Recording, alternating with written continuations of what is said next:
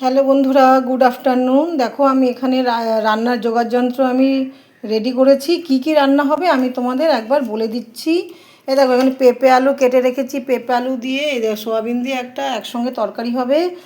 আর হচ্ছে একটু পেঁয়াজ কেটেছি, পেঁয়াজটা পেঁপের তরকারিতে যাবে।